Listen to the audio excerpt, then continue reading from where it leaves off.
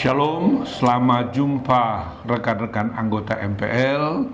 Kita bersyukur beberapa hari lagi kita akan mengikuti sidang MPL yang terakhir dalam periode sekarang ini. Rekan-rekan sekalian, seperti yang saya sudah sampaikan pada video sebelumnya, agar kita mempersiapkan diri berdoa untuk pelaksanaan sidang MPL ini, maka kali ini saya akan sampaikan kepada kita kenapa saya sampaikan kita harus berdoa, mempersiapkan diri serta menjaga kesehatan untuk mengikuti sidang MPL ini. Karena kalau kita baca dalam tata gereja kita, jelas sekali Bapak Ibu sekalian bahwa tugas dan fungsi sidang MPL itu sangat penting dan sangat strategis. Kalau kita baca dalam tata gereja kita pasal 46, maka di sana paling tidak ada 11 tugas dan wewenang sidang MPL yang akan kita ikuti nih. Dan ini semuanya sangat penting. Yang pertama, menetapkan perubahan tata gereja GBI. Yang kedua, menetapkan kebijakan umum organisasi GBI. Yang ketiga, menyusun program kerja tahunan GBI. Yang keempat, menyusun rancangan anggaran pendapatan dan belanja tahunan GBI. Lalu yang kelima, memberikan penilaian dan masukan dan arahan atas laporan kerja tahunan BPP GBI sesuai dengan keputusan sidang sinode GBI. Lalu yang keenam, menetapkan perubahan atas keputusan MPL GBI yang sebelumnya dianggap tidak perlu atau kurang perlu atau sangat perlu untuk dilanjutkan lagi. Lalu yang ketujuh, memutuskan masalah-masalah yang tidak dapat diselesaikan dalam sidang MD maupun oleh BPP GBI.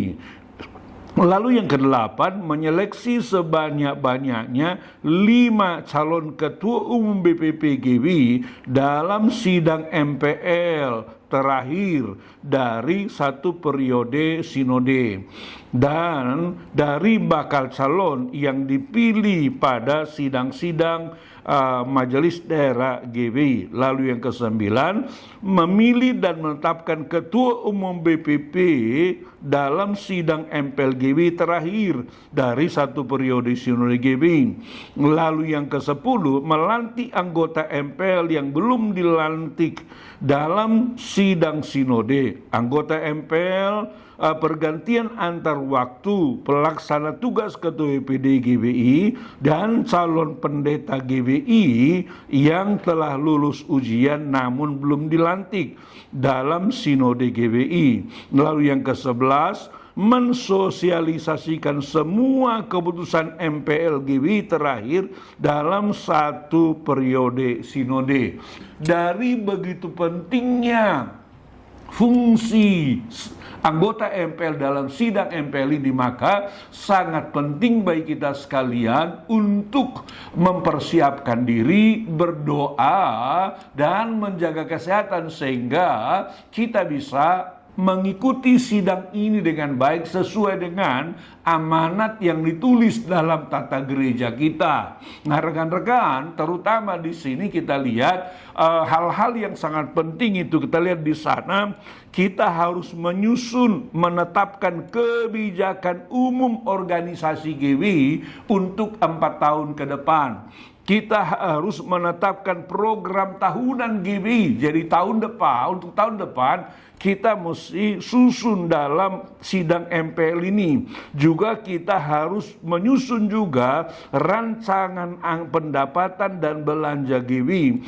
Serta yang terpenting juga adalah kita harus mengadakan penilaian dan masukan serta arahan atas laporan tahunan kinerja BPP GBI sesuai dengan keputusan sinode GBI. Jadi kita harus mempelajari apa yang diputuskan dalam sidang sinode yang lalu kita evaluasi dan kita nilai, kemudian kita berikan arahan. Juga kita harus memilih calon ketua umum BPP ke depan minimum 5 orang.